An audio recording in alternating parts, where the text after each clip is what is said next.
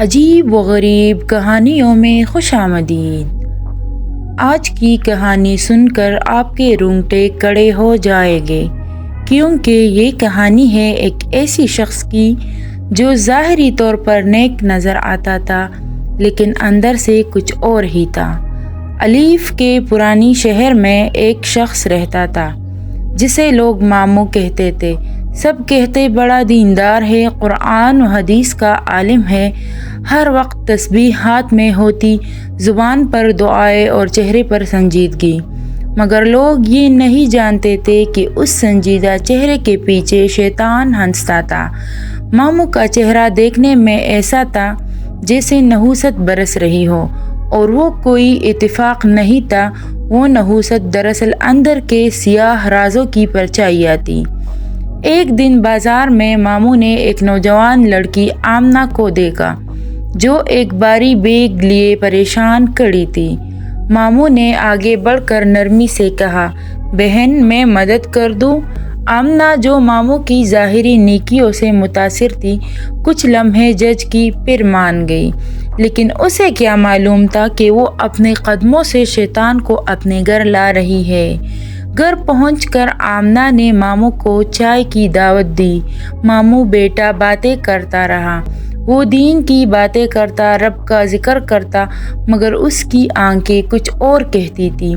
چائے ختم ہوئی، شام ہوئی، ماموں نے کہا، نماز کا وقت ہو گیا ہے، آؤ شکر ادا کریں۔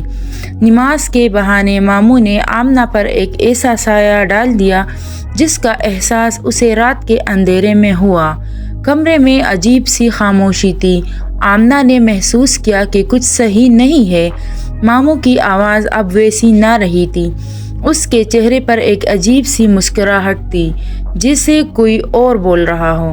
اچانک آمنہ کو لگا جیسے وہ تنہا نہیں بلکہ کسی شیطانی وجود کے ساتھ بیٹھی ہے۔ اور پھر اس رات ماموں نے وہ کیا جسے بیان کرنا بھی مشکل ہے۔ آمنہ کہتی ہے، ماموں نے میرے ساتھ زیادتی نہیں کی صرف، بلکہ میری روح کو روند ڈالا۔ وہ جسمانی درندہ نہیں، ایک روحانی شیطان تھا۔ اگلی صبح ماموں غائب تھا، کسی نے اسے شہر میں نہیں دیکھا، لیکن اس کے ماننے والے اس کے حق میں اب بھی بولتے ہیں۔ انہیں نہیں معلوم کہ جسے وہ بابا ماموں کہتے ہیں، وہ دراصل ایک روپ ہے اس شیطان کا جو دھوکہ دینا جانتا ہے۔ یہ کہانی ہمیں ایک بھیانک سبق دیتی ہے، ہر نیکی کی شکل میں چھپا انسان ضروری نہیں کہ نیک ہو۔ بعض اوقات شیطان تسبیح کے ساتھ آتا ہے اور چہرے پر تقویٰ سجائے دلوں کو چیر دیتا ہے۔ اگر آپ چاہتے ہیں مزید ایسے انکشافات تو چینل کو سبسکرائب کریں، لائک کریں اور کمنٹس میں بتائیں، کیا کبھی آپ نے بھی کسی نیک چہرے میں چھپی شیطانیت دیکھی ہے؟ ہم پھر لوٹیں گے ایک اور خوفناک اور عجیب کہانی کے ساتھ۔ اللہ ہم سب کی حفاظت فرمائے، آمین۔